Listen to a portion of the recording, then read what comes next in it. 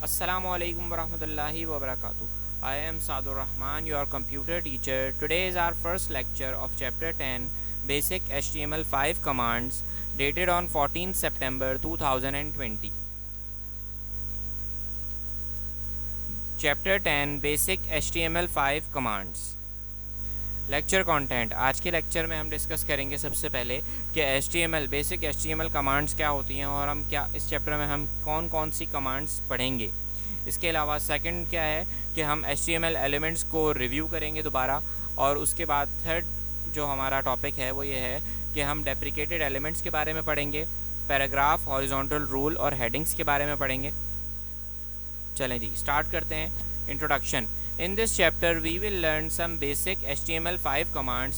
These will also include elements that allows us to format HTML text, that is to change its font size and color. And also we will discuss how to use inline styles.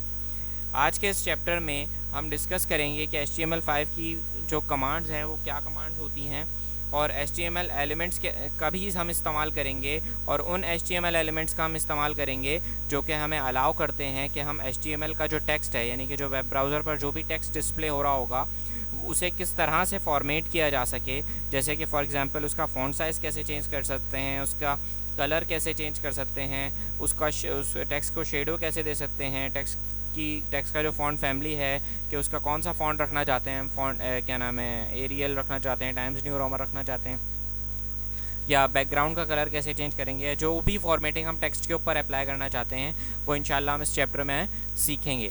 ठीक है। इसके अलावा हम inline style method जो था, inline CSS, उसका इस्तेमाल भी करेंगे। लास्ट क्लास के अंदर जो चैप्टर 1 की जो चैप्टर 9 की लास्ट क्लास हुई थी उसके अंदर हमने इंटरनल CSS, एक्सटर्नल CSS और इंटरनल CSS या एम्बेडेड CSS के बारे में पढ़ा था। ठीक है। वैसे तो हम इंटरनल CSS या एम्बेडेड CSS का इस्तेमाल करते हैं हमेशा स्टाइलिंग के लिए, लेकिन इस चैप्टर के अंदर हम इनलाइन CSS का इस्तेमाल भी करेंगे। जब हमें स्पेसिफ़िकली किसी ख़ास एलिमेंट के ऊपर फॉर्मेटिंग करनी होगी तब हम इनलाइन CSS का इस्तेमाल करेंगे, और जब हमें पूरे वेब पेज के ऊपर एक जैसी फॉर्मेटिंग करनी होगी तब हम इंटरनल CSS या एम्बेडेड CSS का इस्तेमाल करेंगे, एम्बेडेड स्टाइल्स का इस्तेमाल करेंगे। HTML elements. There are some basic elements we will need to use frequently.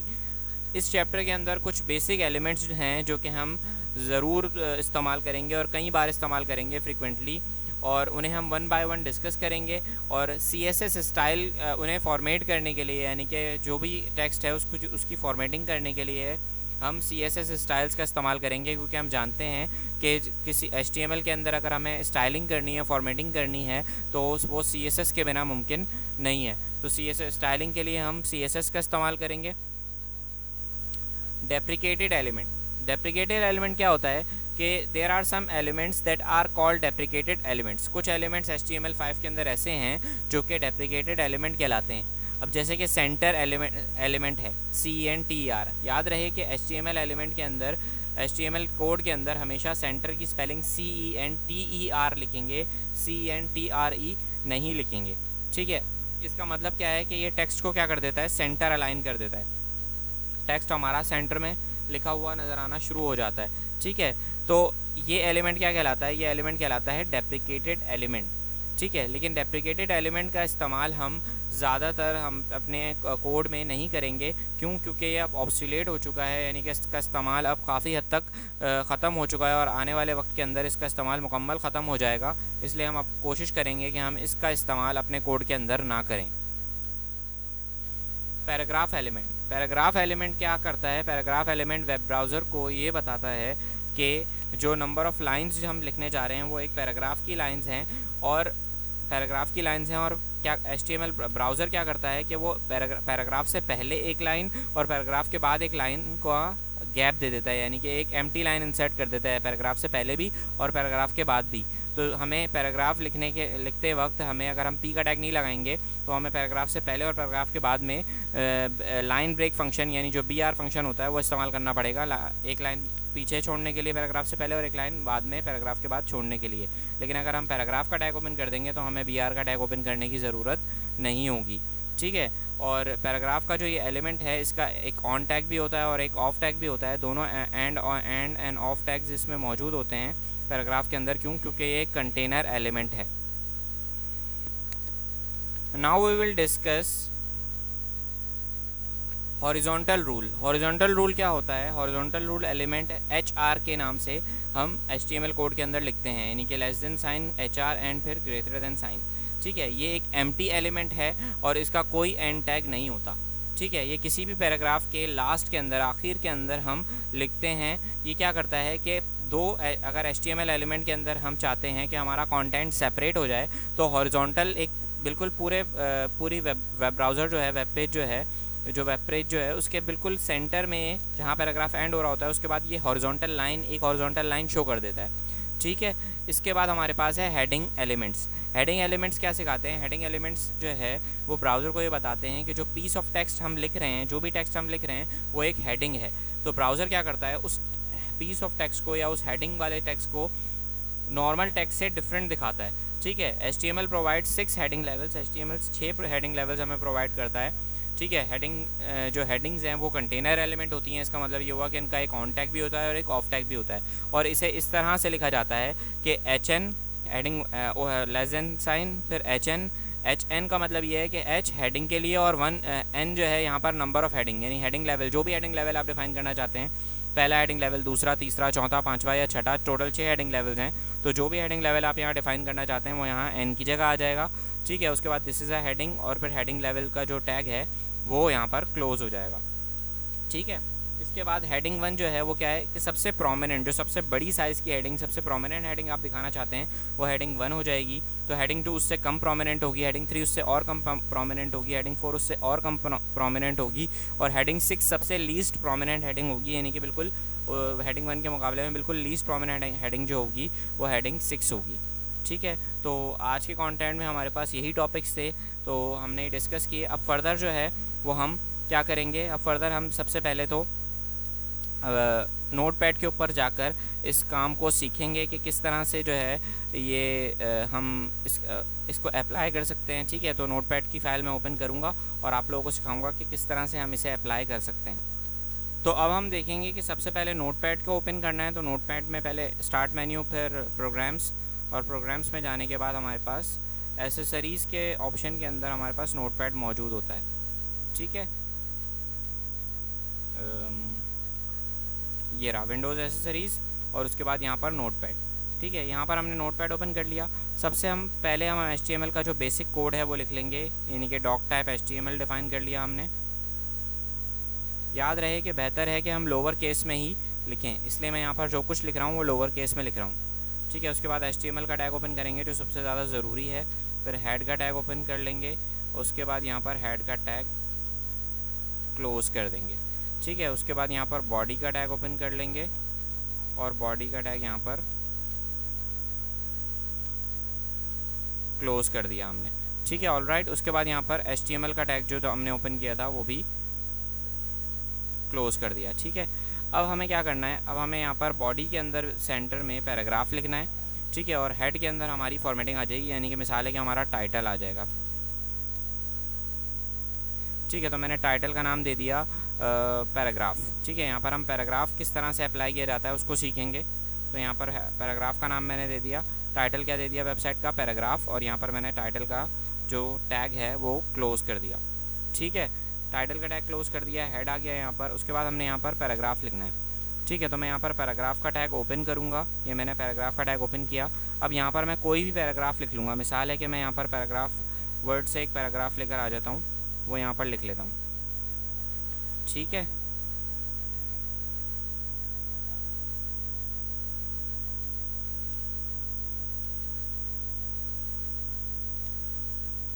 ठीक है, यहाँ पर हमारे पास ये पैराग्राफ आ गया। ठीक है, ये तो बहुत सारे पैराग्राफ हैं। ठीक है, तो यहाँ पर मैं एक पैराग्राफ इसमें से कॉपी कर लेता हूँ। ठीक है, तो यहाँ पर मैंने ये पैराग्राफ कर दिया पेस्ट, और उसके बाद मैंने यहाँ कर दिया पैराग्राफ का टैग क्लोज। ठीक है, तो ये हमने यहाँ पर पैराग्राफ लिख लिया। आप देख सकते हैं आप बॉडी के अंदर ना ही मैंने पैराग्राफ के स्टार्टिंग में कोई गैप दिया है पैराग्राफ लिखते हुए, और ना ही पैराग्राफ के एंड में कोई गैप दिया है। ठीक है, तो लेकिन आप वेब ब्राउज़र के अंदर देखेंगे कि यहाँ पर एक लाइन का गैप जो है वो आ रहा होगा, यहाँ पर हेडिंग पैराग्राफ 1 से पहले मैं हेडिंग 1 का इस्तेमाल भी कर लेता हूँ। ठीक है, मैं यहाँ पर लिख लेता हूँ फर्स्ट हेडिंग। हेडिंग का जो कंटेंट है वो क्या हो गया, फर्स्ट हेडिंग। ठीक है,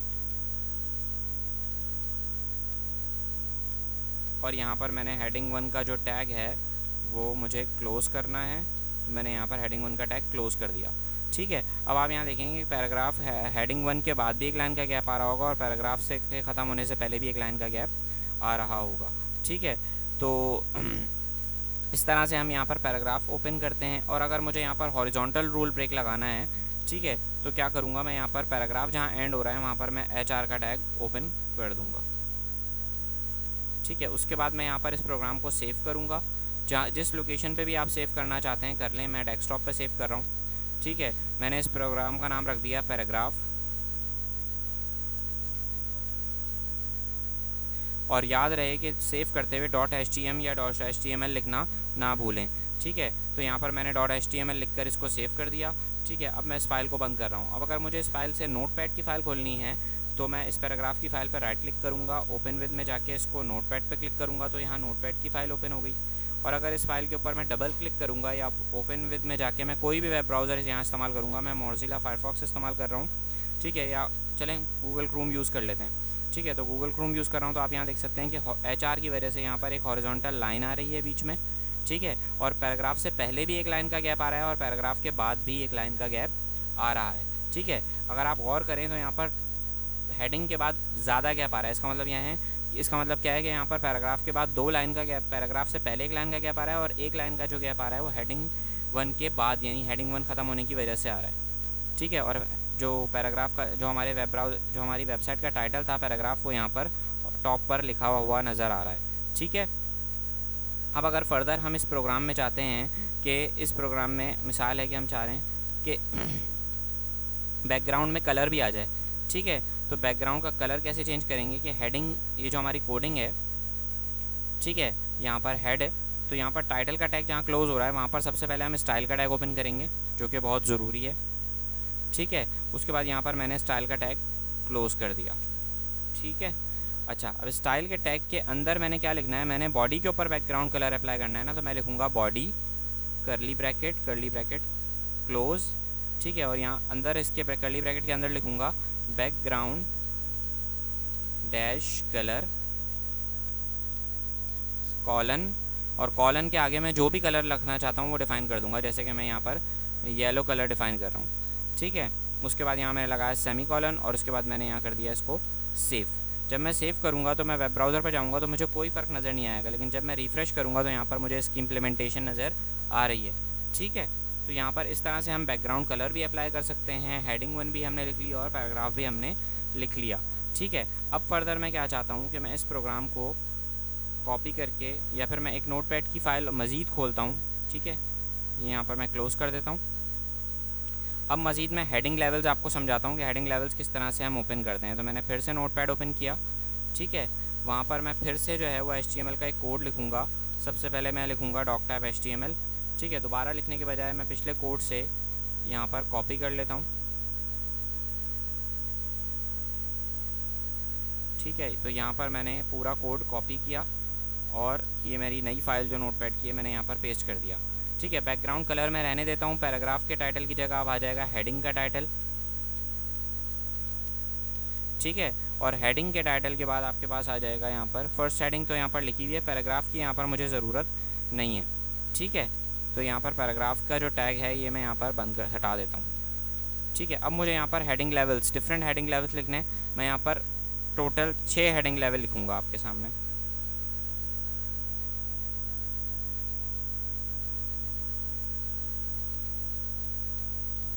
ठीक है, हेडिंग लेवल 2 जो है उसकी जगह क्या आ जाएगा, 2 आ जाएगा, तो यहाँ पर 2 हेडिंग लेवल क्लोज हो जाएगा।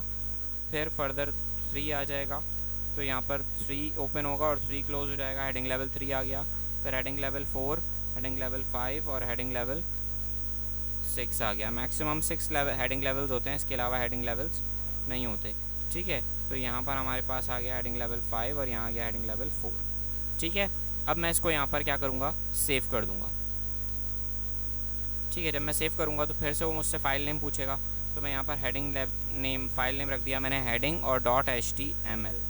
ठीक है, ये मैंने सेव कर दी फाइल। सेव करने के बाद अब आप देखिएगा कि वेब ब्राउज़र पर इसका क्या असर नज़र आता है। ठीक है, तो आपने यहाँ पर देखा बैकग्राउंड में येलो कलर आ रहा है। हेडिंग लेवल 1 जो है वो सबसे बड़ी हेडिंग है, हेडिंग लेवल उससे छोटी, हेडिंग 3 उससे छोटी, हेडिंग 4 उससे छोटी, हेडिंग 5 उससे छोटी और हेडिंग 6 सबसे छोटी। तो यहाँ पर आपने देख लिया कि किस तरह से पैराग्राफ अप्लाई किया जाता है और किस तरह से हम उसका जो हेडिंग लेवल्स हैं वो किस तरह से सेट करते हैं। ठीक है, तो अगर हम चाहते हैं कि नोटपैड कोडिंग फाइल दोबारा आ जाए, क्योंकि जब हम इस पर राइट क्लिक करेंगे तो यहाँ पर ब्राउज़र की फ़ाइल खुल जाएगी, लेकिन अगर हम चाहते हैं कि यहाँ पर नोटपैड की फ़ाइल दोबारा से आ जाए तो हम राइट क्लिक करके ओपन विद से नोटपैड में जाके इसकी फ़ाइल ओपन कर सकते हैं। ठीक है, तो ये थी हमारी आज की क्लास, जिसके अंदर हमने सीखा कि किस तरह से डेप्रिकेटेड एलिमेंट क्या होते हैं, HTML एलिमेंट्स को कहाँ कहाँ इस्तेमाल किया जाता है।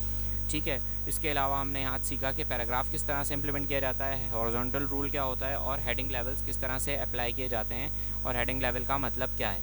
ठीक है, तो अब फर्दर हम होमवर्क डिस्कस करेंगे। ठीक है,